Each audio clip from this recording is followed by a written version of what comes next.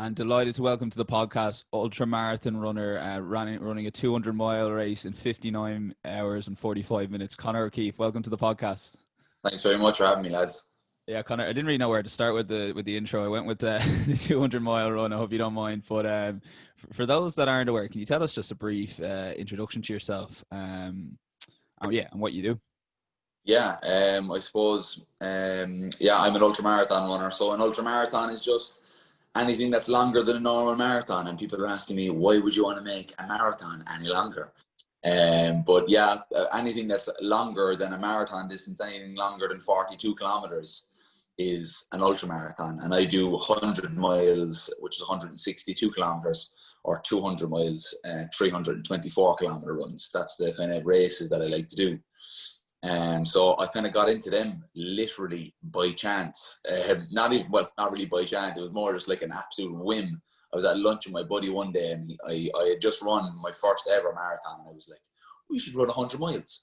And then 7 weeks later, we rocked up to the Connemara 100-mile ultramarathon and just gave it a lash. And nearly got laughed out of the place. Like, we had absolutely zero business being the Connemara 100-mile ultramarathon because it's a very tough race. And we both managed to finish within the time. You get 30 hours to do it. I did it in 28 hours. My buddy actually came in a little bit faster. We both finished it, and everyone was like, we had absolutely no faith that you were going to finish that race.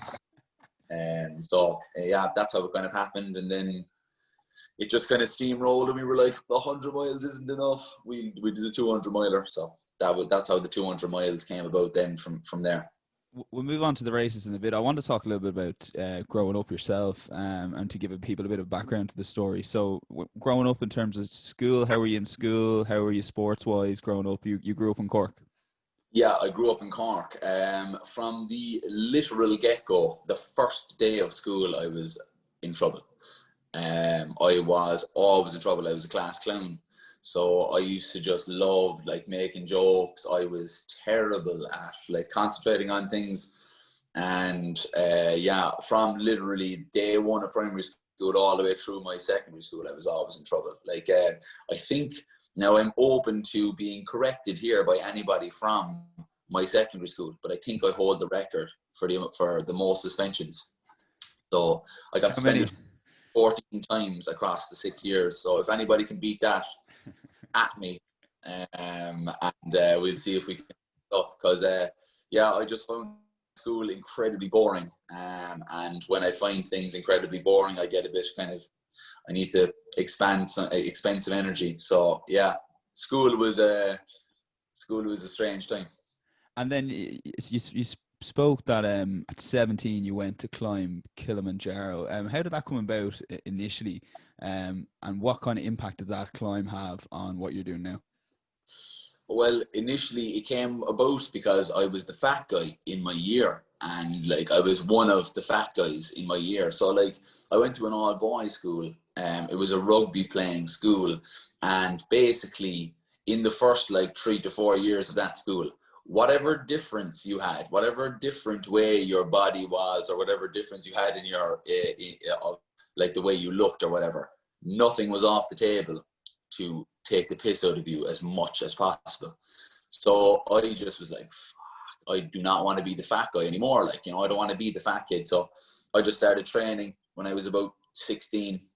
Started training really, really hard and lost a load of weight. I also probably grew about a foot as well, to be honest. And then I decided that because I'd never really been fit before. It's a weird concept for people to grasp, not being fit, for your whole life. And then, boom, Jesus, I can actually run and do things and, do all these things. So I was I wanted to test that and see kind of how far it was going. And my father was also a soldier. He's a soldier for 39 years. And I wanted to go for a cadetship when I finished up school. So I wanted to go into the army and become an officer. This is actually his top. I wanted to become an officer in the army. So I wanted to get a cadetship. So I was I want to do things for my CV, if you will, when I was applying. So I was I want some adventure. Like, I want something that's going to test me physically, mentally, that's going to be, you know, something that would blow people away, you know, that a 17-year-old has done when I was going to apply for the cadetship. I'm not saying that it's easy to get into the army by any means, no, but it was incredibly tough. The competition for cadet places back like 2007, 2006, 2007 was so tough. You needed to do things like this because obviously it was before 2008 and the big crash. So the army was a very, very well-paying job and was was actually a very prestigious job to have, and it still is, obviously. But the when they changed up the pay, less people were interested, more people were interested in getting out of their degrees and into something that paid them a bit better. But back then, you needed to do things like that. So I said, let's do it. I went over to Kilimanjaro. I was 17 years old. I went over with a charity. There was 9 people in the group. I was the youngest by far. And yeah, that was kind of like the first time in my life up until that point where I had to like face down a very, very tough physical situation. I was about 300 meters from the top. I was severely sick with altitude sickness. My hands were like frozen to my walking poles. I was in absolute shit. Like, I was in the worst shape ever. And I remember the guide was a Royal Marines commando, ex-Royal Marines commando named Graham. He had one glass eye. And he came down like face to face with me. I was like sitting on a rock. And he came down face to face with me. He's like, Conor, you don't put one foot in front of the other right now. Like, your climb is done. I'm taking you off the mountain because people are getting cold and you have to keep moving. I was like, okay. And I just literally from that point, I just got up, put one foot in front of the other, half dead, and got to the top. And once I got to the top, everything just washed over me. It was just like, it was like I was reborn. There was no sickness. There was no headaches. There was no nothing. It was just elation. I was bawling, crying, thinking, oh, geez, I got to tell my dad now that I climbed the top of Kilimanjaro. And yeah, that was kind of the first time that I had really, you know, my mentality tested. So that bit of put one foot in front of the other, like a lot of people might have, you know, crumbled, for want of a better description. For you were kind of saying, look, I've come all the way to Kilimanjaro. I'm not kind of just packing it in 300 meters above the top. And tell us about that elation you mentioned, and then kind of the come down from that afterwards that you had. Yeah, like I was basically like using the outside world as the motivation really to keep going. I was like, I'm after telling all my buddies, I'm after telling my dad, I'm after telling my mother, and I'm after, you know, shouting from the heavens that I'm going to go off and climb this mountain. I'm not going to stop, you know, 300 meters from the top and start making my way down. So that was what kind of fucking pushed me on, like, to get up to the top. Then when I got back, it was like, I'm just a Leaving Cert student now, you know, and I felt like a lot of people would have probably just, you know, skated back into normal life. They would have, you know, Jesus, we've done a great, fantastic thing. And then they'd have skated back into normal life. But I feel like much of the reason why I was in trouble so much in school, besides being a bollocks, that I thought on a kind of bit of a higher plane of thinking for somebody my age. I was like, you know, I knew that the way that they were teaching me was not the way that I should have been taught. You know, there has to be some element of tailoring to certain people or to the student body itself. Whereas I felt like the system was just so it would grind you down. So when I got back to Leaving Cert, I was like, I don't want to fucking be here at all. You know, I was really like, I want adventure. I want to be out. I want to travel. I want to see the world. I don't want to be fucking, you know, reading fucking business studies there, like management styles. Like, you know, I don't want to do that crap, like, you know. And so basically got back, sat my Leaving Cert, wanted to actually become an occupational therapist. So I had planned on hopefully getting the points. I had kind of copped on the first 5 years of school, like I was absolutely just taking the piss. And then final year, like 6th year, I really actually put the mind into it and put the effort in. Wasn't enough, had to repeat my Leaving Cert. And that was kind of a bit of a struggle as well. for me mentally, it was like, Jesus, I have to go back now. This year that, you know, really, really had me, you know, feeling terrible. I have to go redo that, like, you know. And I redid it to try and get occupational therapy, and I ended up getting law because, funniest story ever, right? It's actually kind of embarrassing how I actually ended up doing law. But I remember it was about 2 weeks before the CAO, like the final CAO had to be in, you know. So I was like, oh Jesus, you know, oh, do I want to do this or that or whatever?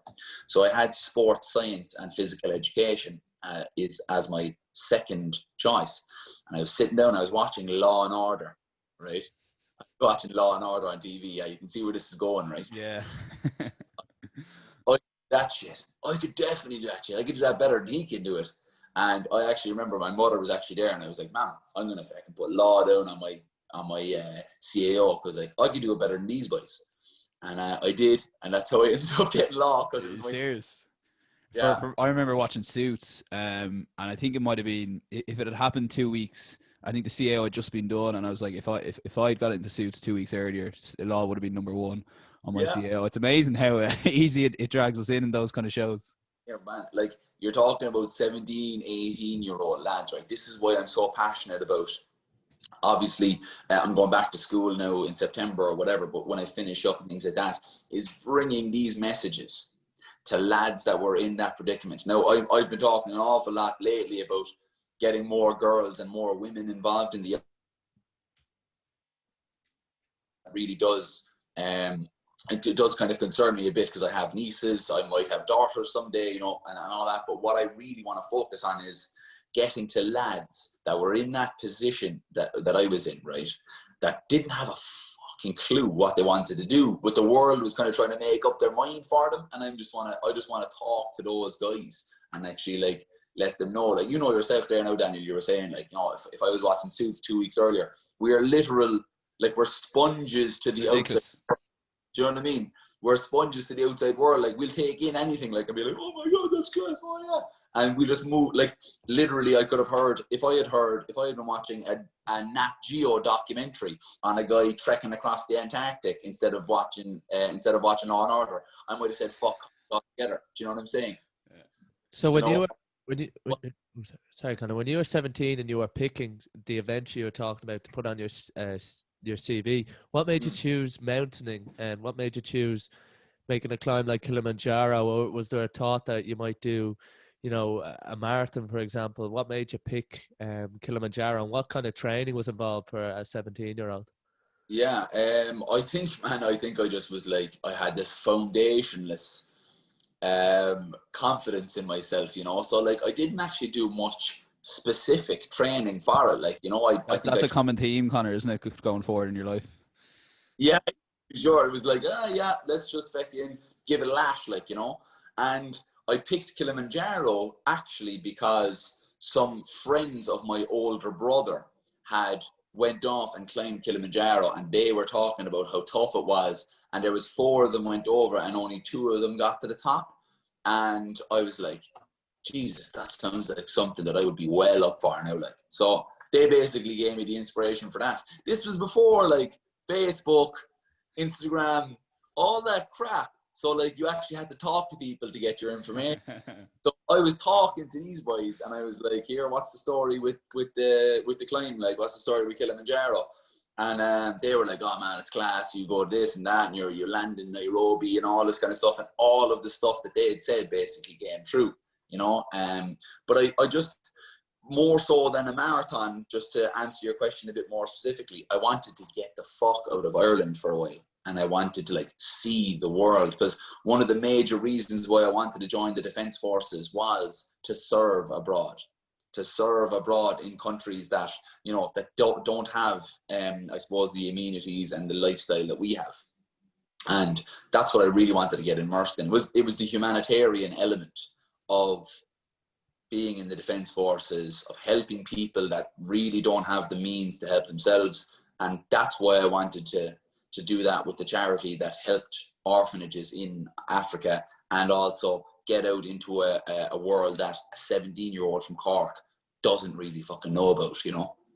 And for those, so obviously know you as an ultramarathon runner, but before all that came Thai boxing, and you were at a particularly good level of Thai boxing, and that was around the time you started that around that Kilimanjaro. Tell us a little bit about Thai boxing and how you got into it and what appealed to it initially, and before you got disciplined in it and really focused on it. Yeah, well, like as every single nearly young kid at that time anyway, I used to love like Power Rangers, Bruce Lee flicks, all this kind of stuff. I remember going to my grandmother's house and I was about 8 years old, and she'd always watch the like older flicks, like, you know, and we watched Enter the Dragon, Bruce Lee, and I was like, man, I want to become like a ninja boy. You know, I was just it was just that kind of started me into. I wanted to do taekwondo, so I did taekwondo when I was a young fella, you know, and it was very kind of like artsy. It's a very artsy martial arts where it's like a lot of showy kicks and all this kind of stuff. And then when I got into my teen years, I started boxing with a buddy of mine that I met in my year, and we started going up to Sunnyside Boxing Club. It's not around anymore; it's been closed for years now. But we started boxing there together, and then I was like, I kind of missed the kicks because I'm super lanky, like I've like super long legs. So I was like, fuck it, I'd love to do something that's like, you know, as kind of rough and like rugged as boxing, but has the kicks, has the kind of footwork element and the legs. So my buddy was like, you should go Thai boxing, boy. And I was like, all right, I'm going to try that out. And then I think it was a couple of weeks later, I walked through the doors of Siam Warriors Thai boxing club in Cork in my school uniform, and walked in the door, did my first ever session, and then kind of knew right then there's no other sport for me right now. I quit rugby, I quit boxing, quit everything. I literally quit actually everything. And like, it was like, I had school, I had a girlfriend at the time, but like, she was really much in the background at that point. Like, I was like, Thai boxing is fucking it. Like, you know what I mean? This is what I'm here for. This is like what I was actually put on earth to do. Like, you know, because I immediately picked it up because I had the taekwondo background just from the kind of footwork element of things, and I had the boxing background. I knew how to throw a punch. You know, I didn't really know too much, but I knew how to throw a punch. And then it just kind of went from there. And I knew then on the first day that I walked in the door that all I wanted to do was become Irish champion. It's all I had in my head. Like, I was just like 17 years old, absolutely insanely obsessed with this sport, and all I wanted to do is become Irish champion, like, from the first day. And talk to us a little bit about that obsession, because that was during college. Then you brought that in during college, and while everyone else was going out drinking, partying, and then people that were taking college serious, you were actually doing the third thing and taking your discipline serious. Tell us about the lead up all the way up to that Irish final and the fight that ended up kind of changing your perspective on that. You were fighting a Ballymun fighter. I actually was, yeah. I was fighting a chap called Paddy Douglas. That was a long way into the whole thing. I actually remember, right? Basically, when I found Thai boxing, I was actually still in Christian Brothers College. I was still in CBC. I was still in my first leaving cert, right? And when I went back to do my leaving cert the second time, I barely went up training because I was kind of concentrating on school. And like, my parents had to pay an awful lot of money to send me back to school. So I was like, I don't really want to disrespect them by not giving it the full whack, like, you know. So I didn't really train too much. And I remember during that year of me being out of Thai boxing, I went to a show that my trainer put on. My trainer puts on probably the largest independent Thai boxing shows in the country. And he put on this massive show. And I actually remember seeing Paddy Douglas, the guy that I would end up fighting like 4 years later, fight his first fight. And now I had two fights up until that point, but he fought his first fight against a guy that I had fought twice. So I was watching my future unfolding of my Thai boxing, like, before I'd even really gotten too seriously into it. But basically, how the whole thing happened was I got into Thai boxing, and I knew straight away that I had a knack for it. And like, I didn't really have, like, I wasn't the best rugby player. I was okay. I was really like aggressive and I was a hard worker, but I just didn't have the rugby mind. But when I got up to Thai boxing, it was like everything just worked. It just made sense. It just fit in. And then I started kind of fighting up through the ranks, really, of that. And during that time, I was just eating up everything. I used to go down to an internet cafe in the city and like watch YouTube videos of Thai boxing for hours. I'd be there like paying €5 and it's like, yeah, your time is up there. I'll give you another fiver there, fucking hell. Leave me fucking watch the videos, like, you know. And just remember watching all the videos of these fighters and just trying to soak up everything, all the different techniques, all of everything. I read a book called Four Kings. Now it was about the four great like welterweight boxers of the 70s and 80s, and one of them is Marvin Hagler. And reading about Marvin Hagler and how he used to like lock himself up in jail. He used to like move out of his house and into this tiny apartment that was above his boxing gym, and he lived there for like months before he fought somebody. And he just drilled it into his head that like all he was put on the earth to do was to do harm to this man that he was going to fight, like, you know. And I just love that kind of monk style life, drinking or smoking or women or anything, like just absolutely hell-bent on becoming the best fighter he could. And that's kind of the approach that I took, really, like throughout college, throughout everything. I didn't go on my Leaving Cert holiday. I didn't go to college balls. I didn't go to rag week, freshers week, any week. I was just training so much. And I think back now, yeah, I probably missed out on certain elements of college, like, you know, and I probably missed out on that kind of element of being a college student where you're just like, fuck it, like, you know, it's like a carefree life. But then, as you kind of probably know if you listen to any of my podcasts, I really kind of made up for it after I finished up the kind of Thai boxing. But I fought all the way through college, and in my final year of college, I walked through the door of the gym and Martin said to me, I have some good news for you there. And he showed me the poster, and it was me on the poster fighting Paddy for the Irish title. And I was delighted for two reasons. One, I got a chance at the title, and two, it was fighting the best guy in the country. Like that was big in my gym, and it's not so big like on especially like the Irish like MMA scene and stuff like that.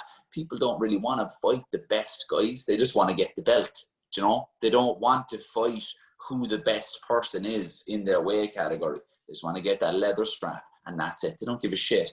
Like, and there are some guys that stay true to it and they want to fight the best people. And I think in Thai boxing circles, that's very much a thing. It's just to fight the best person. And when I found out that I was fighting Paddy, I was just buzzing. Because like he'd been fighting on loads of shows, same as me. Yeah, I knew the guy. I knew he was really, really good. And I also liked him as well. I thought he was a sound dude. So like when I got an opportunity to fight him, I was like, yeah, this is it. And fight night came, and it was an absolute war of a fight, really high energy fight. And in the last minute of the last round, Paddy caught me with a perfect shot, knocked me unconscious, flat out unconscious. Couldn't remember even leaving the ring, couldn't remember anything. I was actually in the back, in the changing rooms, getting my eye stitched shut, my eyebrow stitched shut, because I had caught an elbow. I was getting my eyes stitched by the doctor, and I was asking her, I was like, is everybody having a good time? And she was like, yeah, I think so, yeah.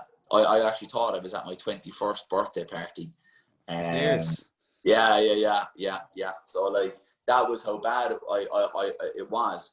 And then after all that kind of confusion and stuff kind of like melted away, and I got home to my mother, I remember just giving my mom a hug. And you know, like I was severely concussed. And when you're concussed, one of the I suppose the symptoms is you're very, very emotionally unstable. I bawled crying, like I was in bits crying, like for ages. I couldn't stop crying. And I'm not like generally a crier, like, you know, but fucking hell, I was bawling. But it seems to be a running theme when I'm like physically fucking shattered that I'll start bawling crying. But I just remember that kind of the fallout after that fight. I fought a few times after that, but my love for Thai boxing was kind of gone after that. And it was, people are like, oh, that's a very kind of like defeatist mentality and all that kind of stuff. What people have to understand is, for me, I had given up so much. Like, people say, oh yeah, take sacrifice.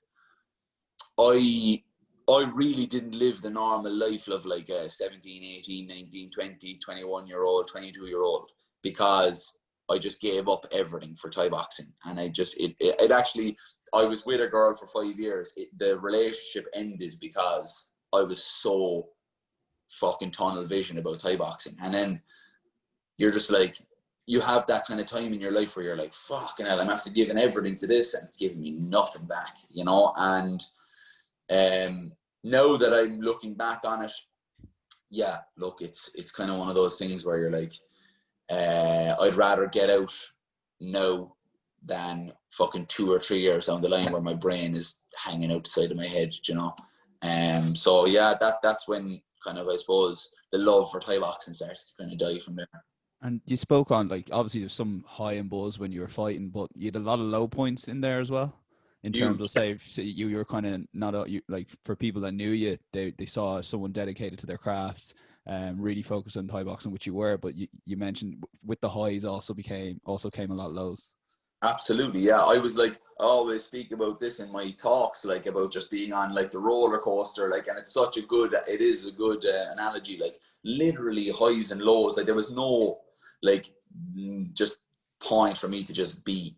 You know, I was either on a fucking huge high from winning fights or whatever the fuck it was, or I was on a huge low. And like, I remember, like, if I didn't have a fight, I'd have nothing to focus on. And I'd be doing my college work and stuff like that. I was always very diligent for college. Like, you know, I always had it in the back of my mind that I had to repay my folks, you know, for sending me back to do my Leaving Cert. So I always gave an awful lot of effort to college. But I just, yeah, it was definitely a huge highs and lows. Like, I would even have lows. I'd have real lows when I was training for fights, because I'd get it into my head that someone was going to beat me or whatever the case would be. And I had a mentally tough attitude when it came to training. I was like mentally ready for everything. And I was like, I would train really hard, but I had no self-belief. And like, I would fight, like I've won, like, at times, you know, I had a mixed enough kind of record towards the end, but there was a time where I had won 9 fights on the trot, and I still didn't feel like I had, you know, that I was good enough, that I was going to beat these people. Like, you know what I mean? Everybody else was like, you're going to smash the shit out of this guy. And I'm like, I didn't know. I couldn't say to myself that I was going to do it. So there was an awful lot of self-doubt. And people think, like, Jesus Christ, you know, he's probably incredibly confident or whatever the case may be from the outset. But I had serious self-doubt. I had serious self-doubt, kind of borderline self-loathing sometimes, where I was like, I definitely got I definitely had a small bit of an eating disorder as well, because I'd always be checking out if I had lots of body fat on me or whatever the case would be, because I'd have to lose weight for fights, and any bit of fat at all, I was like, oh Jesus Christ, you know, I felt like I was unfit if I had any bit of fat, if I didn't have, like, you know, everything stripped down. It was definitely affected me mentally negatively on that regard. And then you'd have your highs and you'd win your fights or whatever the case may be. But anybody will tell you, and this is like, this transfers into all areas of life. You can't live on the good times, because you can't live on the championship wins. You can't win on you can't live on lifting the cup, because those fade. You need a foundation where you're actually happy with your life. You're not like searching for it through these like big events. Like, if I was searching for it through winning fights, and if I didn't have the fights, winning the fights, like, it was just like, you know, my mind was a barren wasteland. Like, you know, I didn't have like joy within my life that I made for myself. So when I finished Thai boxing, man, I tell you, I had a bit of resentment towards it. You know, I'd like given like 5-6 years of my life to the sport, and I was like, fuck it, like, you know, you're really not after giving me much back. You know, yeah, you gave me a few good nights and a few highs, you know, a few wins, but other than that, like, I really decided to make up for last time afterwards. Yeah, so after your Thai boxing, a lot of people we have on, and a lot of people, sports people in general, say they find it hard to replace that buzz of a match day or a fight day. What did you do? You're in this great physical condition from Thai boxing, but you give it up. And what do you do to use that fitness and you start heading towards running and marathon running and ultra marathons?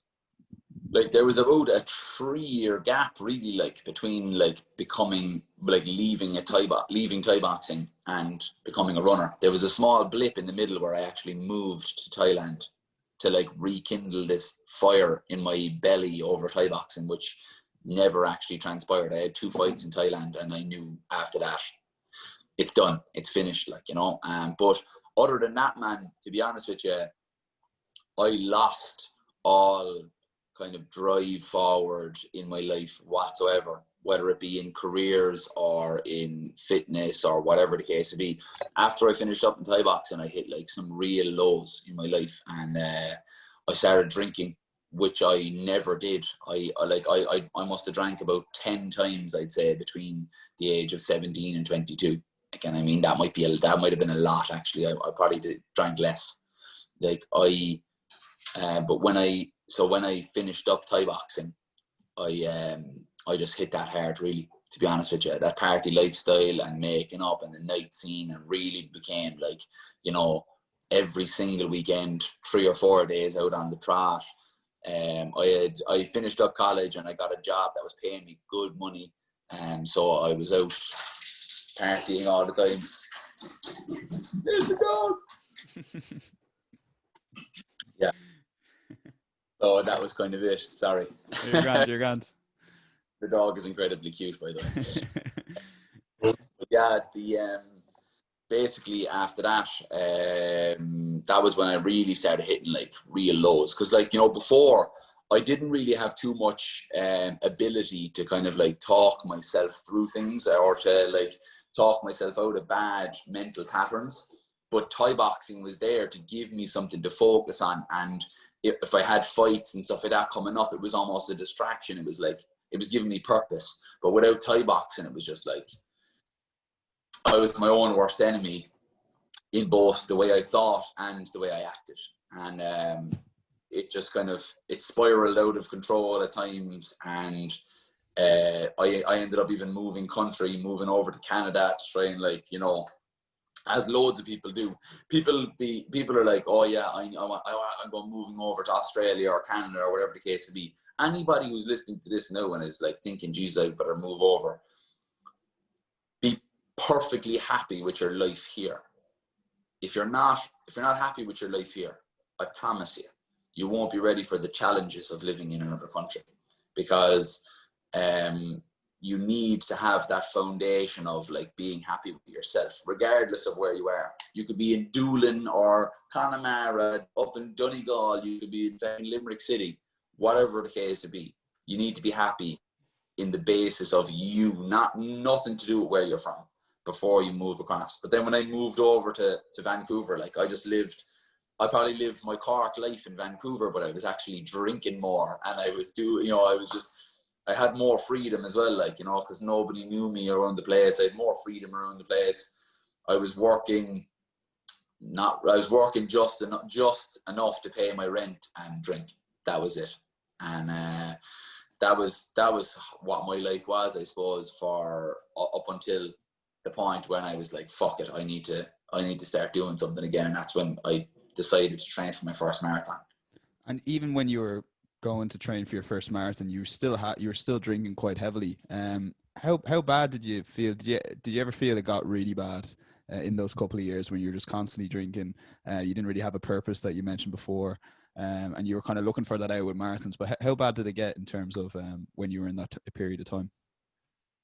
Yeah, like there was one time in the summer in Vancouver where I drank 12 days on the trot, and I remember that feeling of like, it was a scary enough time because I never ever would have thought that I had come into this position, but it was the 12th day, right? And you're like, I've been doing this, or it was like the 13th day. So it was 12 days of drinking, and the 13th day, and you're like, you know, should I have a drink? Like, you know, should I have another drink? Because I really want to have another drink. But like, what's making me, you know, want to have this drink after 13 days, you know? So it's fucking scary when you think, Jesus, this is how people become alcoholics. Like, you know, this is how people become alcoholics. They start drinking and they don't really know when they should stop. And then it just spirals from there. And then that was one of those moments where you're like, fucking hell, you know, we've really stepped off the monkish lifestyle into a fucking vagabond lifestyle. You know what I mean?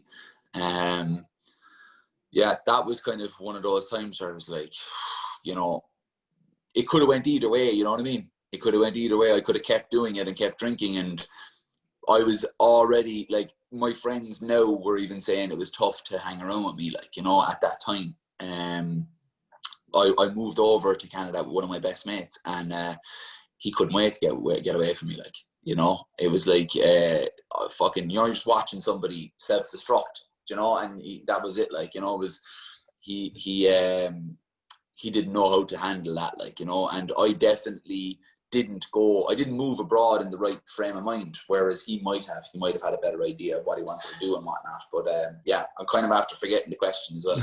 You're gone, but from there you entered your first marathon. But it's important to say that you left your job in Ireland to go look for that new life or that new purpose in Vancouver, and then you ended up coming back to the same job, and then decided to do a marathon to try and get that kickbox and try and kickstart. Ultimately it worked, but there were a lot of kind of speed bumps along the way with your first marathon and then your first 100-mile race. Yeah, for sure. Like, I came back, swore on my fucking grandmother's grave that I would never, ever fucking sell cars again. That's what I was doing. I was selling cars. Like, I'll never sell a fucking car again in my life. Came back. I was home about 2 weeks. I was broke, hungry. I was actually on a night out, and I had €20. I think I had €20 on me, like, full stop. That's all I had in the whole fucking world.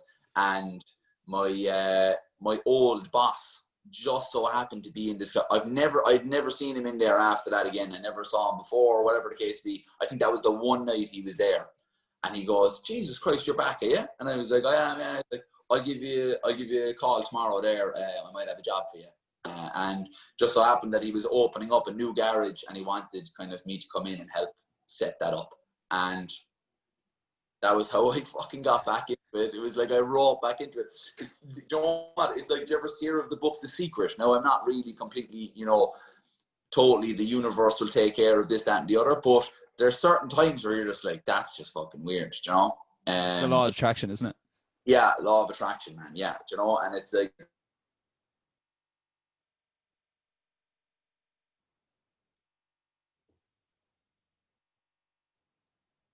or whatever the case may be, but I ended up selling cars again and it was like, you know, I should have known, like, why was I going in to do this again? Because it was just going to go one way, and that was just down again, you know. So I was in doing that for about 8 months, and I remember it was 1st of January 2018. I was like, fuck it, man, I gotta do something. Like, I can't.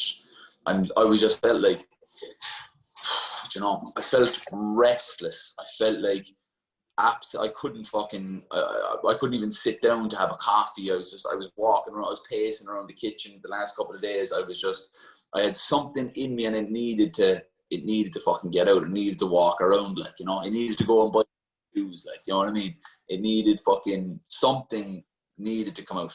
And I just decided that I'd run a marathon, because when I was Thai boxing, we used to run like 6K before training every day. There was like a 6K loop that we'd run, and I'd always basically come back first. I'd always be the first finisher. So I was like, fuck it, I probably have a bit of an aptitude for running. Let's give marathons an old lash. And yeah, I kind of half trained, half drank myself to the start line of the marathon. And yeah, did my first marathon, Cork City Marathon. Had planned on trying to get 3 hours and 20 minutes. Again with the foundation, there's confidence in myself that I was going to run this fucking superb time in my first ever marathon. But I ran 3:38 or something at the time. And do you know what it was? It was like the last 4 kilometers. I had never been that far before, and I think mentally sometimes your body, your mind can actually tell your body you're done, do you know? Whereas now, obviously, I've trained and practiced and know that like your body is going to send you signals that you should kind of sometimes ignore and whatever the case would be. But at that time I was like, Jesus Christ, I'm fucked. And I remember crossing the line, ball crying as well afterwards. Fucking my dad was there. I was like, yeah, boy, let's fuck do the marathon. That's class. And 6 or 7 weeks, no, sorry, about 3 weeks later, I was in talking with my buddy Mark. We decided to meet up for lunch, and we met up for lunch anyway, and we were fucking there sitting down eating the carvery, and we're talking about David Goggins. You know David Goggins at all? It's like the Navy SEAL guy, isn't it? Yeah, and like we had both gotten obsessed with him, like, you know, because we were both like, I suppose, like we were both animals for training in Thai boxing. Like we loved it. We loved the punishment. Like we were gluttons for punishment, like, you know. And so both of us were talking away, and we're like, here, boy, your man Goggins is some fiend by his knee. And he was like, oh, stop. And I was like, man, we should fucking run 100 miles like that thing did. And we just looked up the race. And as I said at the very beginning of this, like we just rocked up 7 weeks later and did the race. Yeah, I'd say you seemed like going to that 100-mile race. There are obviously runners that have trained all year for it. Would you seem a bit of a fraud in terms of you'd come there the 2 years with 7 weeks training and started the start line ready to go? Yeah, absolutely. Like we were there talking out, like, and we were like, boys, you know, don't you just feel sometimes you're like, nah, boy, I'm not meant to be here, you know? And like everybody was there and all their kit and all this kind of shit. We were fucking thrown together like bits and pieces. And yeah, it was just like, if you're talking about learning curves, it was like that. It was just like the steepest fucking learning curve you've ever seen in your life. Now, I had done a bit of like, Mark actually to this day is very, very good.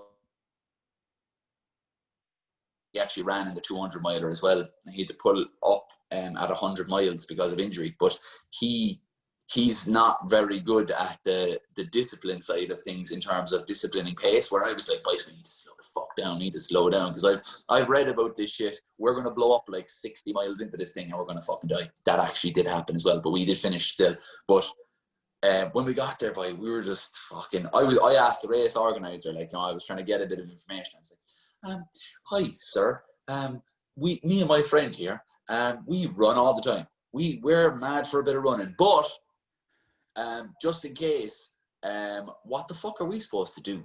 You know, what are we supposed to fucking do? Because I'd never tackled anything like this before, you know what I mean? Like, people are like, 100 fucking miles? 100 miles? Like, 100 miles is fucking from here to, not from Clare, from Cork to fucking Laois or something, you know what I mean? Like, it's fucked up, like, you know? 4 marathons back. I was thinking to myself, huh? 4 marathons back to back. Yeah, 4 marathons back to back, just show you 4 marathons back to back. And I had run 1 marathon, and I was broke up after it. And I'm here like, I'm going to run 4 in a row. But honest to God, and I mean this like definitely, if I had not been a Thai boxer in the background, I wouldn't have finished. For loads of different reasons. Well, I suppose 3 main reasons. The training for Thai boxing is absolutely disgusting. It's horrific and it's really, really tough. You're used to pain because you've been elbowed in the face, you've been kneed in the ribs, your legs have been chopped off you, and you're used to your body being in a physical state of like near death because you've been cutting weight. You cut weight. When you cut weight, like, you'd feel some of the worst shit you've ever felt in your fucking life. Like, I remember cutting weight for one of my last fights, and having to like stop on the way down my stairs at home and like sit down on the stairs for a couple of minutes because I was so deep. I was so desperately dehydrated. And if I hadn't had all of those experiences of how bad my body could be, when I got to this, it still doesn't prepare you though. As a person who can definitely stand here and say that between Thai boxing and ultramarathon running, what's worse, like what's tougher? Ultramarathons, all fucking day. Ultramarathons, you've so much more time. You're talking about 5 3-minute rounds, 15 minutes of fighting. You're talking about 28 hours of running. You know, there's so much more time for you to fucking think, holy shit, this is fucked up. you know. You mentioned there you were reading a lot, and you mightn't have necessarily done a whole amount of training or specific training for the ultramarathon. What were the big takeaways you took going into it? What were you to eat before, and how were you to best prepare for it? Yeah, do you know what? I actually, again, it wasn't the internet or Instagram or Facebook that gave me the information. I was still selling cars at that time, right? And I just so happened to sell a car to a guy that like does ultra endurance sports. Like he does like cycling and running, duathlons and adventure races and all this kind of stuff. And he had done a 250 kilometer like cycle run adventure race in the north of Ireland before that. And he was talking about it. He was like, eat as much as you can and as often as you can. Drink, you know, obviously drink water and whatever the case may be, but like eating in like small bits throughout the whole thing, even when you're not hungry. Eat food, because your body is going to be fucking like, is going to be eating through calories, is going to be eating through carbohydrates and fat and things like that. And I would have thought, you know, eat away. He goes, forget about gels, because I was using gels. I haven't had a gel in about 2 years, I'd say now. But I was having gels for the marathon, and he was like, forget about the fucking gels. Eat real fucking food. And that's like still a takeaway, and still something I say to people all the time. Eat real food. Eat real food. For ultra endurance, eat real food. For marathons and stuff like that, people can take their gels or whatever the case be. It's not actually going to help you that much, but it might give you the mental kind of I'm after getting something into my body, you know. So that was the kind of main takeaway from it. And one of the things he said was, it literally, the last quarter of the race, or even the last tenth of the race, is when the race happens. You know what I mean? When it's actually go time, you know what I mean? When you get all the way to the end, like it's that little section. Now, I actually went back the next year and actually raced the race. So I ran it to race it to try and get a top 10 finish, which is different, like, you know. But I remember in the last like 20 miles of the race, I took like 20 positions, because so many people had emptied the fucking gas tank too early. So that was one of the things that I took into even the very first 100 miler was, I'm going to have to be patient. I'm going to have to, you know, really, really pace myself, like, you know. And if I hadn't done that at the beginning, when I got to the end, I wouldn't have gotten to the end. I wouldn't have finished if I hadn't paced myself so well. Because I remember getting to mile 55, and I talk about this very often. I got to mile 55, there's a checkpoint at mile 55 where you kind of have to sign a book and you have to kind of say, yeah, I'm here. And I got to mile 55, and I don't think I've ever been in pain like that. I've never been in pain like I was in, like, and I was just over the halfway mark. And I was like, I have 45 miles to go, and my legs are actually fucking hanging off. And not only my legs, but my back is spasming. My back was actually locking up. My neck and shoulders are fucked from like running for 13 and a half, 14 hours. I'd never experienced that type of pain before. And I had to basically say to myself, there's only one thing that's going to get you to the finish, and that's putting one foot in front of the other. And that's what I did. And I thought back to that then. I think back to that time all the time.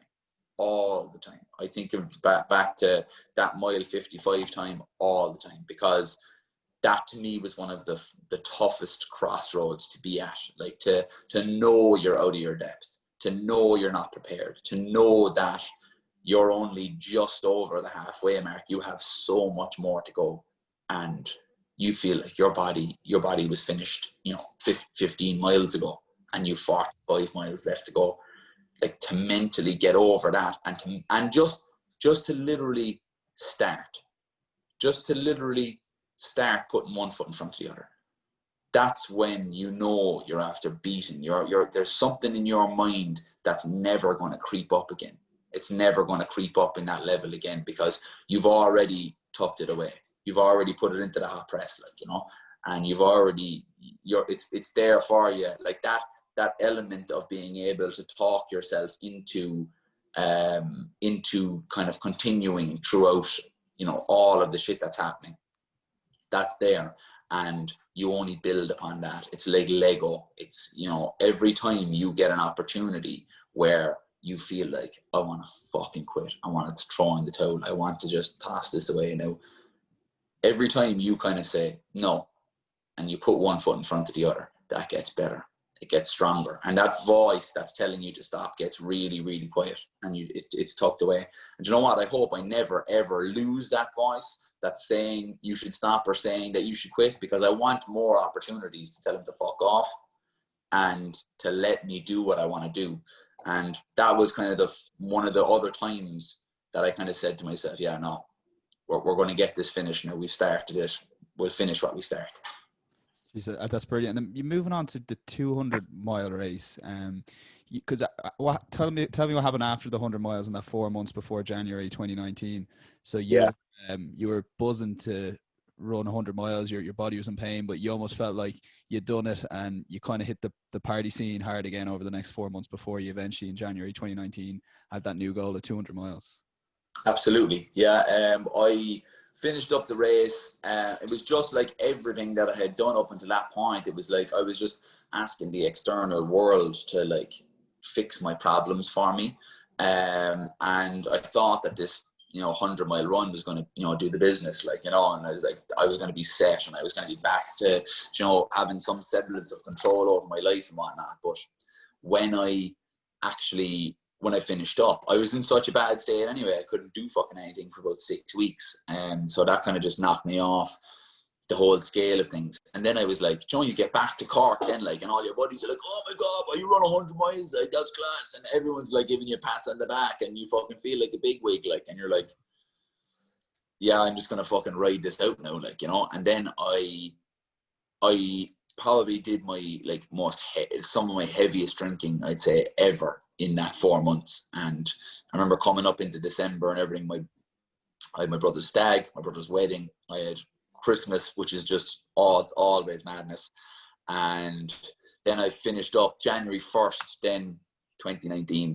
I woke up and honest to God, I was like, I actually don't even know if I want to be here anymore. That was the kind of how bad it was after getting for me. I was like, I really just can't see myself doing another year of this shit. I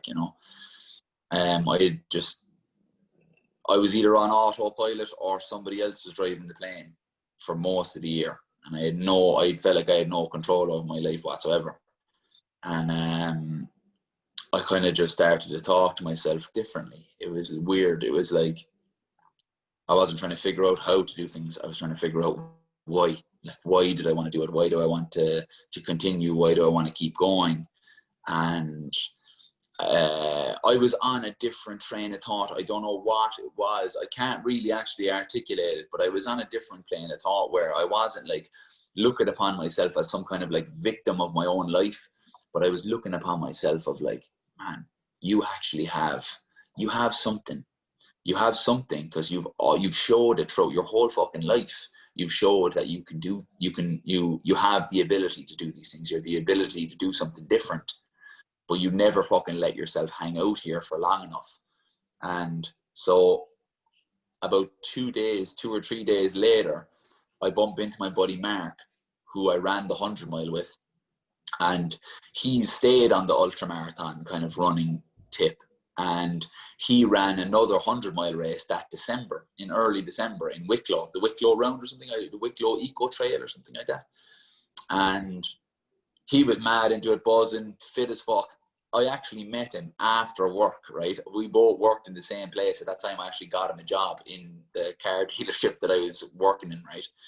And he worked in a different garage up the road. And he was running home.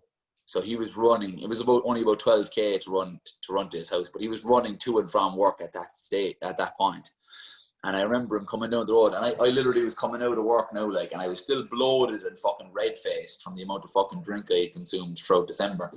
And I remember looking at him coming down the road, and I'm like, who the fuck is that?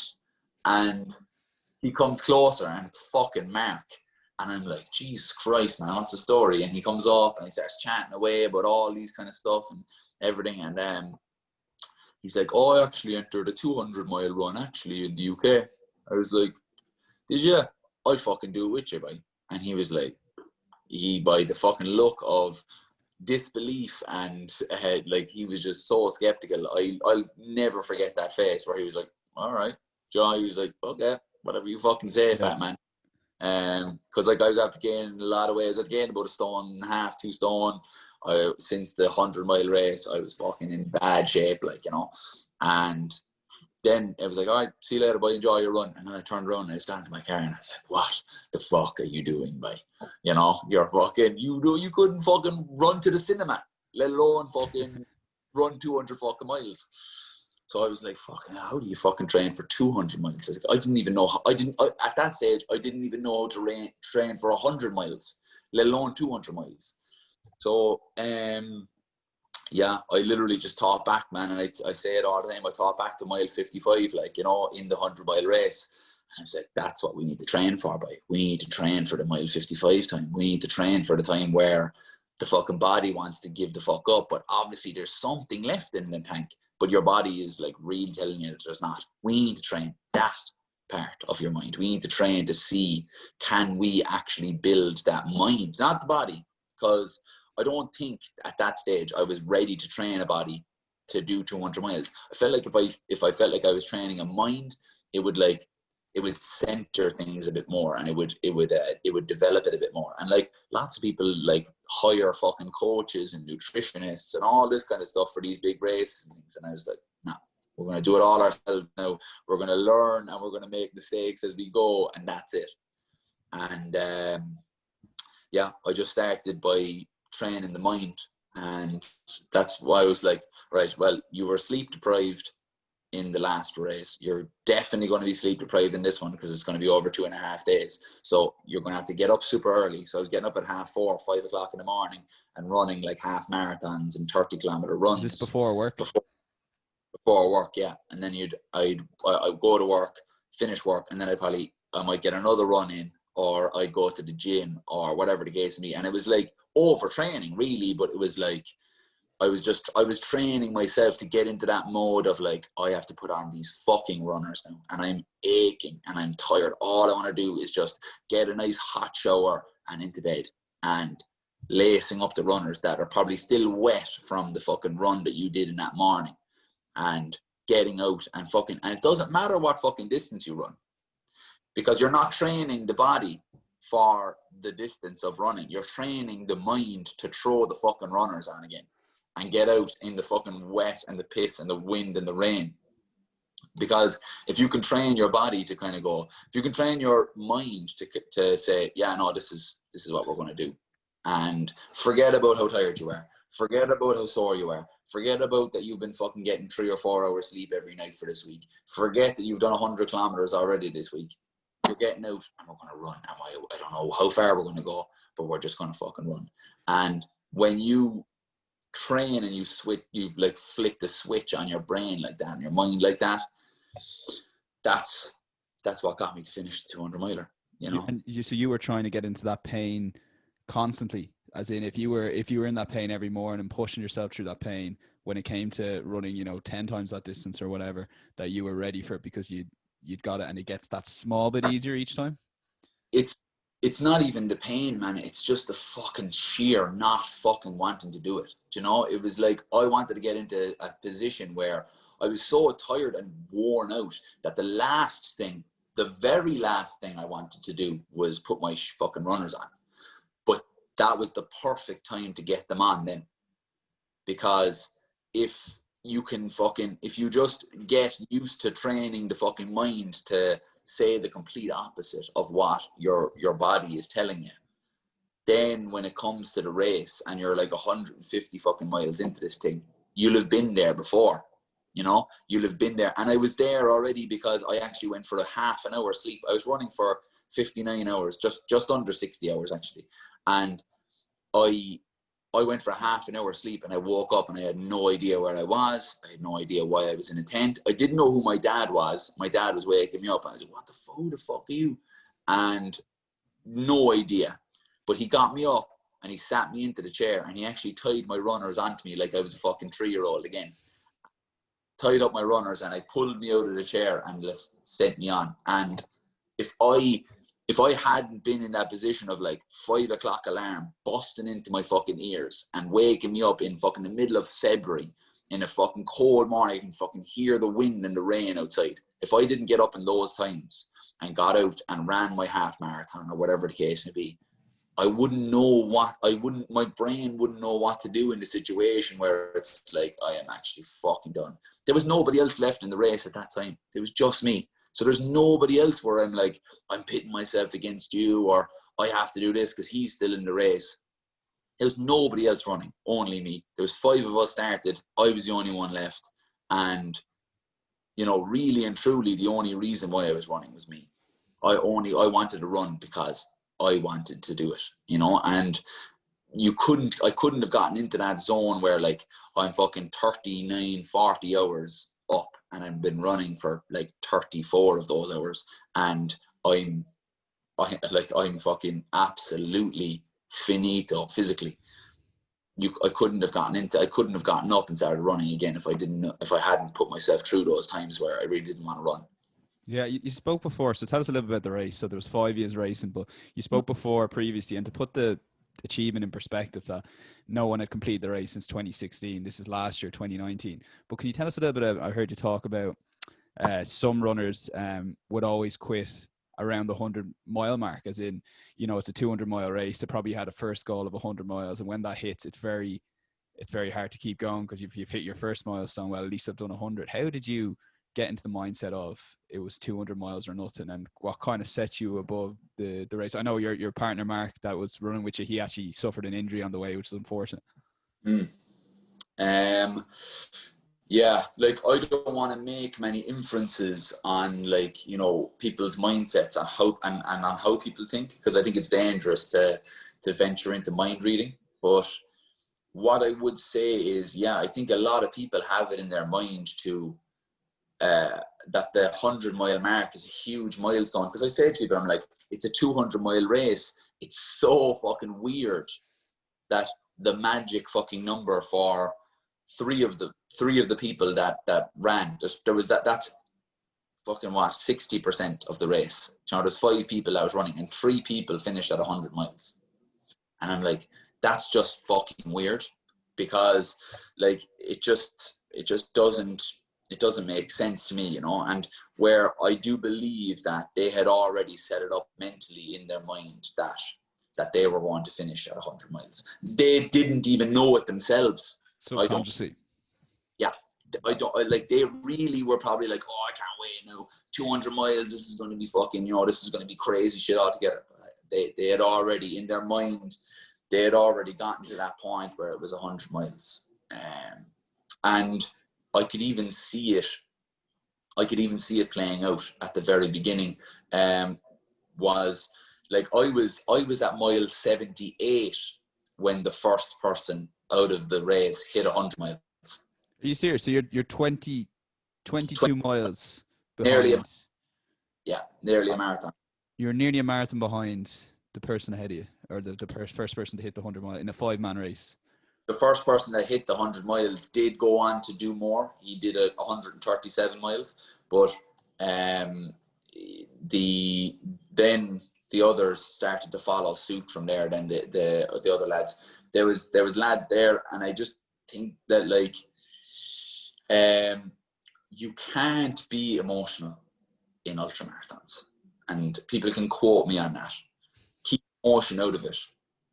If you get emotional, if you start letting your emotions take hold, where you're like, oh, I'm gonna run this, I'm gonna do, you know, I'm gonna fucking try and beat these guys and all this kind of stuff, and you're thinking about other people's races and not your own, and you're starting to get emotional about like, you know, it's charging you to move forward and all this kind of stuff. That doesn't work in ultramarathons. In ultramarathons, it has to be, ultramarathons is like a surgery. It's like a fucking 14-hour surgery. You constantly have to be switched on. People are like, actually, you probably switch off.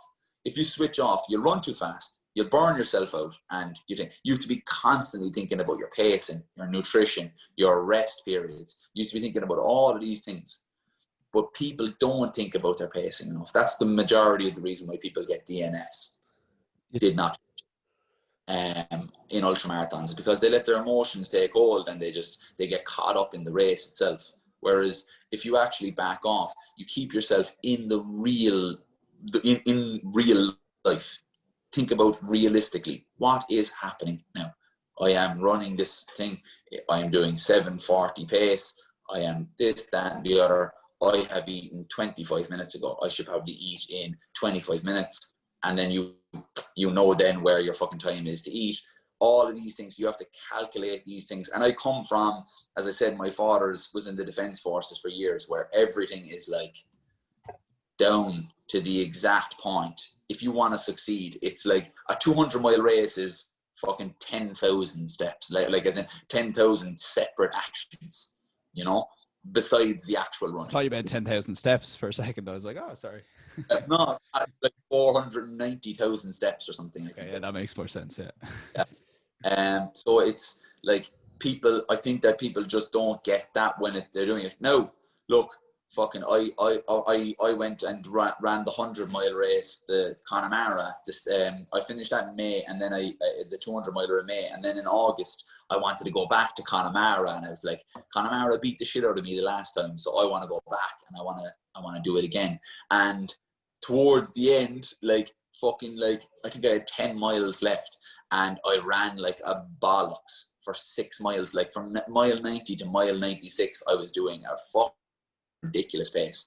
And then the last 4 miles, I was just like, just fucking off the face of the earth. Like, as in, I passed out these 2 ladies that were at around mile 92. And I ran on, and then I just fucking fell apart at mile 96. And my dad was like, Conor, you need to fucking move, because I can see those girls' flashlights, those girls' head torches are getting fucking closer. You need to fucking move. And I was like, all right, okay. And I get a bit of a burst on, and like my stomach was in shit, my legs were fucked, my head was banging. I was like, oh, Jesus, because I was after emptying the tank too early. Like, you know, if I had taken it a little bit easier in those 6 miles, and spread it out a bit more across the 10. Do you know what I mean? But I let my emotions in that second. I saw the head torches of the fucking people. There was like 5 or 6 people that were ahead of me, and I could see the head torches dotted all around the hills. And I said, I'm fucking getting them. I'm going fucking getting those people, and I'm fucking taking all of them. And I did, but like I literally had to fucking I had to crawl myself to the finish. Like I was like, oh my God, I'm gonna fucking die. But yeah, like that's the thing, man. If emotion gets in there, like you're done. And if emotion gets in during the race, but what about after the race, after you've crossed that finishing line? What's that feeling like? Like to be honest with you now, like my first 100-miler, I did the whole ball and crying thing. I was like fucking in bits. But after a while, then man, like you talk to yourself so much about how you're going to finish this race, that it doesn't become a surprise to you then when you finish, or when you come to even though the 200-mile race, I honestly fucking didn't think I was going to finish that. Like I was running that, like, you know, I had the 4 months or 4.5 months that I had spent training for that race, man, was like some of the most eye-opening months of my life. I quit drinking. I haven't drank in fucking nearly 19 months. I completely changed my fucking life. I quit my job. I just completely took fucking hold of my life again. So by the time the 200-miler had actually come about, it was kind of immaterial to me whether I finished it or not. I had already won. You know, I had already finally gotten to that place where I'm like, I'm actually fucking happy with you, Conor. Like, and I'm looking myself in the mirror and I'm like, I like you. You're a nice guy. This is, you know, we're on good terms, you know. And so when I got to the 200-mile race, I felt like there was such a weight lifted from me emotionally, mentally, everything, that it just kind of, I was in I was in the driving seat. You know, I wasn't a passenger anymore in my own life. I was in the driving seat. And so when I finished the 200-mile race, it was just like, oh, it was weird. It was like, there was no fanfare. It was very anticlimactic, really, in a way. It was like, I crossed over the line. I gave my dad a hug. I gave my buddy Mark a hug. And I sat down, and within, I'd say, 20 seconds, there was a group of Irish people. One of them had just completed a double Ironman, and they just came over. They had been drinking for ages, and they came over and like, do you want a drink? Just like passing me a can of Guinness. I'm like, how fucking Irish is this? It's like 20 seconds after I finish a fucking 324-kilometer race. But yeah, I just finished it, and it just kind of, it was reality in my mind for like 50 miles before I finished that I was going to finish it. So by the time it wasn't really a surprise. So it was a fucking great feeling. And it was great that I was able to share it with my dad as well. Talk us through those last few miles. For those that don't realize, it's actually a loop you're doing, like a mile loop, is it? Or Yeah, and 1.1 mile loop. so like if everyone thinks of a 200-mile race, I initially would have thought it's just you're running, I guess. Anyway, so you're constantly going back. And how many times do you have to do that loop? 182 times. 182 times. So you start the race, there's 5 years, and you're going on the loop, and then eventually it's just yourself. How do you get through that those last few miles? Because you know the route at this stage. I like that must be so tough. 180. Like I struggle to do a couple of laps of the pitch. Do you know what I mean? Like, and you have to do that loop 180 odd times.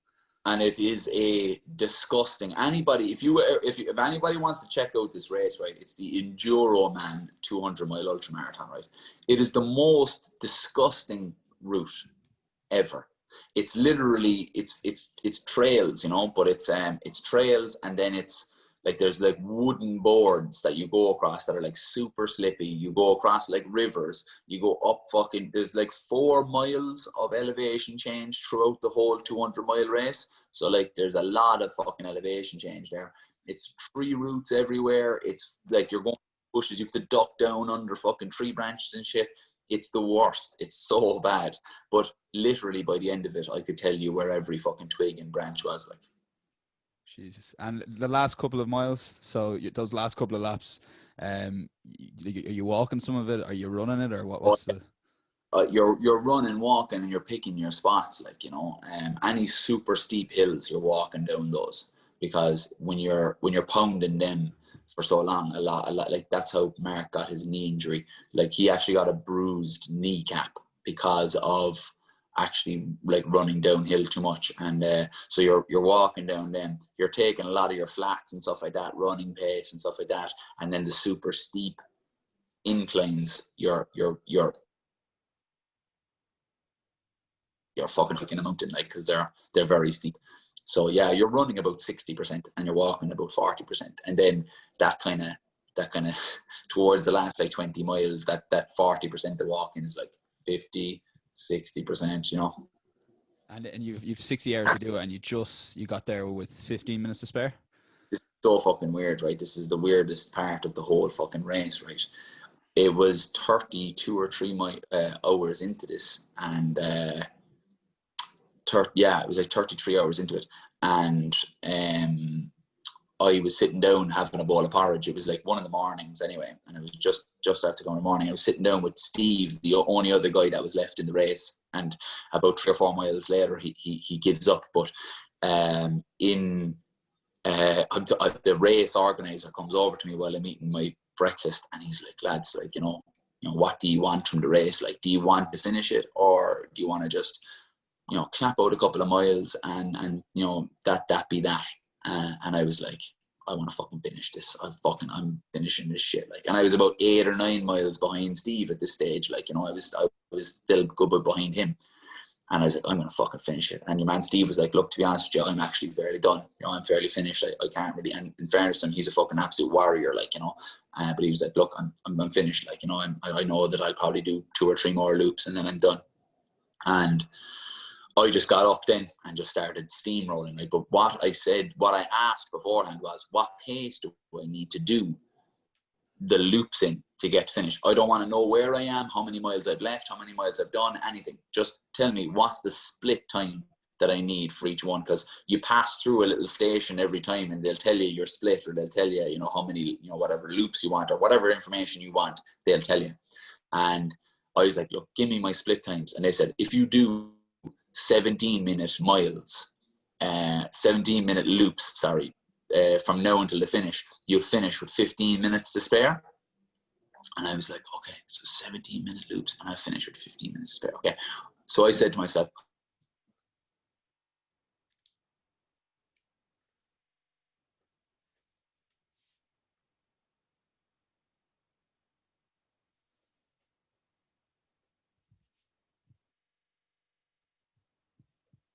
miles or something. I started getting quicker than my previous 129 miles. I was much quicker for the next like 70 miles. I was just like fucking just steamrolling them out. And then I did all of that, and it just so happened that fucking like 23 and a half hours later, I finished with exactly 15 minutes to spare. And what would you say to people listening that I think at some point everyone's gone through that pain barrier, if be it running or whatever, and they give up? How do you keep going in terms of training your mind? Is it just constantly putting yourself in those positions? Is it having proper goals that when you do get in that situation and preparing for it? Like, how do you, like, I'm just thinking to myself, if I ever get into that pain barrier, it's the easiest thing in the world just to stop, especially when you're training on your own or you're running on your own. For those listening that want a bit of an insight into that pain cave that you talk about a lot, how do you train? How do you get that so strong mentally that you can just constantly keep going through serious pain? You've had pain in the Galway race, you've had pain in the 200-mile race. Yeah, I'm actually going to finish up on this now because I'm after commandeering the kitchen, so I don't want to be stopping people from having their brekkie. But I'll leave on this. What I say to people when they want to train their mind is it's just like any other muscle, and I mean that in the most plain way possible. It's like if you want to get a better squat, what do? You do squat. Start practicing. Yeah, you do squats, right? So if you want to train your mind to do things that it kind of doesn't want to do, you have to do that. But it's just like squats. If you want to train up to do 100 kg squat, right? And right now you can do 40 kg squat. You don't just lamp into the gym and start doing 100 kg squats. Do you know what I'm saying? You build up and you build up that resistance. You build up the muscle memory. And it's the same thing. Your mind is the same thing. It's muscle, really, in my mind. It's like it has a muscle memory. It has the ability to know when it's been in certain situations before. So what I would say to people is think of something that just gets you out of that comfort zone, right? And I mean this in like the most simple way possible, right? If you're being the last, with lockdown now or whatever the case be, you've been sitting down watching Netflix every fucking day, which a lot of people have done, and it's some part of coping mechanisms as well with everything that's going on. It's normalizing life a bit for you. You're back and you're doing all your documentaries and all this kind of stuff, and you're watching all this Netflix stuff. If lacing up the runners and going for a walk around the block is the last thing that you want to do, go out and do that. Because if you want to start building to the point where you are going against everything that your mind is being told by your body, that's where you start. You start off with, Jesus Christ, all I've been doing is sitting around watching documentaries for the last fucking I don't know how many months. If you lace up those runners and you can go for a 1 kilometer jog, or you can walk around the block and walk 2 or 3 kilometers around your fucking town, right? Get out and do that. And then that's how you build on that then. And then think about things that you don't want to do, right? This is the way that I did it. It was like, all right, you finish up work, you have an 8-hour shift, your boss was fucking pissing you off. You got a bad email there 10 minutes before you were due to fucking leave work, and you have to stay for an extra hour and a half, and you're meant to be going to the gym, right? No, the last thing you fucking want to do is the gym. See that as an opportunity, not as a setback. See it as an opportunity to go, nah, fuck this. I'm still going to the fucking gym, and I'm still going to do that. And it's exactly when, like, the one line that I sum it up is, if you really, really, really don't want to do something, that is the perfect fucking time to go do it. And that's how you build that mental resilience, because you're going to come to the point in time in whatever, venture you have where you're like, fuck it, the last thing I want to do now is this. That's how you do it, is when you get to that point, oh my God, for ultramarathons, whatever, my legs are fucking hanging off me. Last thing I want to do now is finish out this last 15 miles or whatever the case may be. It's the perfect fucking time to go and do it. Like, you know what I mean? Is to do it right then and there when you really don't want to do it. So like the next time somebody doesn't want to go to the gym, or doesn't want to go for a walk, or doesn't want to go for a swim, or doesn't want to fucking clean the kitchen, that's the perfect time to go and do it, because that's training your mind to be in that mindset of, if I'm presented with barriers, all I want to do is break them down. And last thing there, I know you're under pressure with the talk a little bit just about getting up in the morning and that mentality of the 5K at 5 you had. I thought it was very interesting in as short a time as you want in terms of that getting up mentality, and why you did the 5K at 5 for those. Tell us a little bit about it.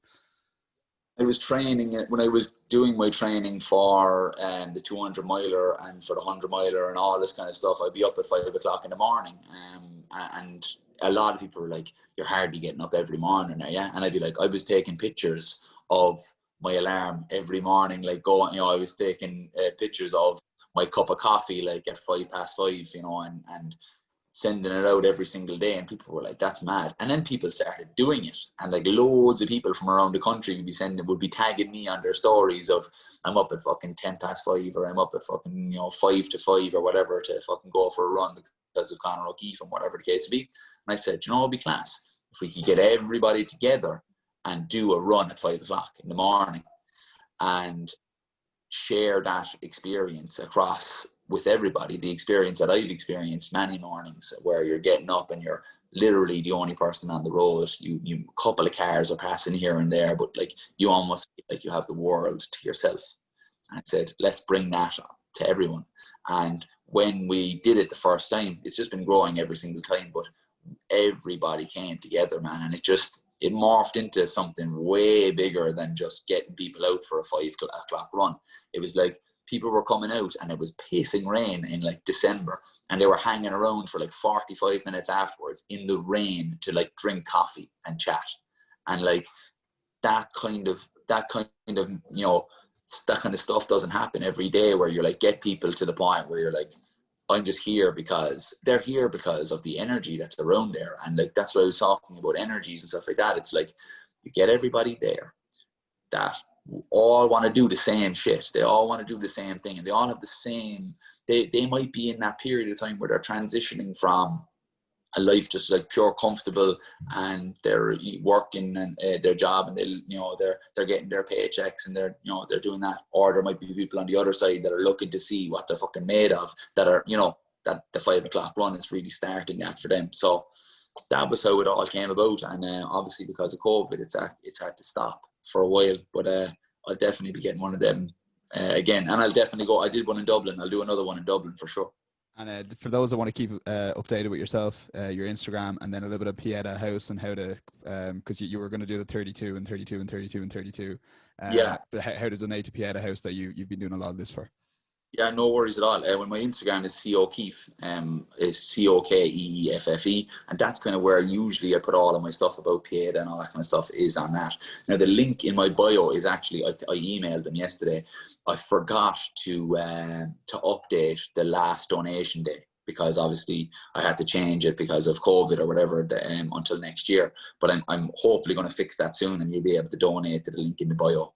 There, and so there'll be a link in my bio that'll bring you straight to the donation page. I think we're sitting at around €33,000 now, so we're 1/3 the way to our €100,000 goal. And I plan on doing Project 32, which is 32 marathons in the 32 counties in 32 days with 32 pounds on my back, losing a pound each day.